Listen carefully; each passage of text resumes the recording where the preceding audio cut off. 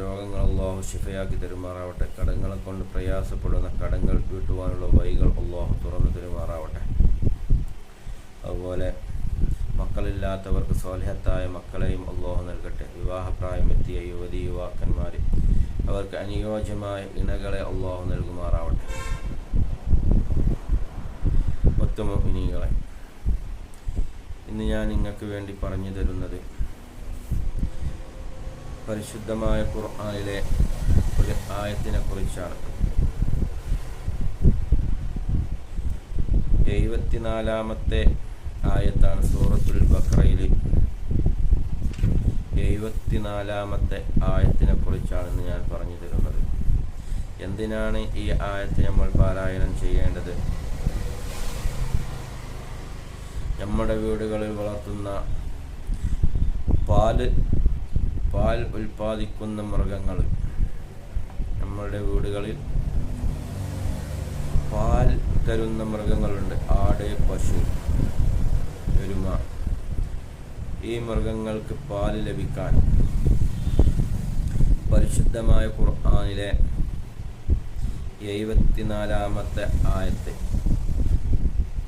സുമ്മ ഖസത് ഖുലൂബുക്കും എന്ന് തുടങ്ങുന്ന ആയത്ത് അമ്മാ തഅമലൂൻ വരെ നമ്മൾ എഴുതി പശുവിന് മൃഗങ്ങൾക്ക് കൊടുക്കുക,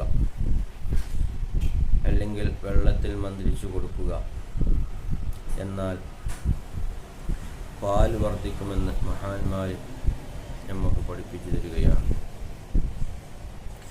ഇൻഷാ അല്ലാഹ് ഈ അറിവ് നിങ്ങൾക്ക് ഉപകാരപ്രദമായ അറിവാണെങ്കിൽ നിങ്ങൾ മറ്റുള്ളവരിലേക്ക് ഷെയർ ചെയ്യുക, ലൈക്ക് ചെയ്യുക. ഈ ചാനൽ ആദ്യമായിട്ടാണ് കാണുന്നതെങ്കിൽ സബ്സ്ക്രൈബ് ചെയ്യുക, കൂടെ കൂടുക. ഇതുപോലത്തെ നല്ല അറിവുമായി ഇൻഷാ അല്ലാഹ് വീണ്ടും നമുക്ക് കാണാം. ഇൻഷാ അല്ലാഹ് സുബ്ഹാനഹു വ തആല ഞാൻ പറഞ്ഞതും നിങ്ങൾ കേട്ടതും സ്വാലിഹത്തായ അഅമാലുകളുടെ കൂട്ടത്തിൽ ചേർത്ത് തരുമാറാവട്ടെ. ഈ വീഡിയോസ്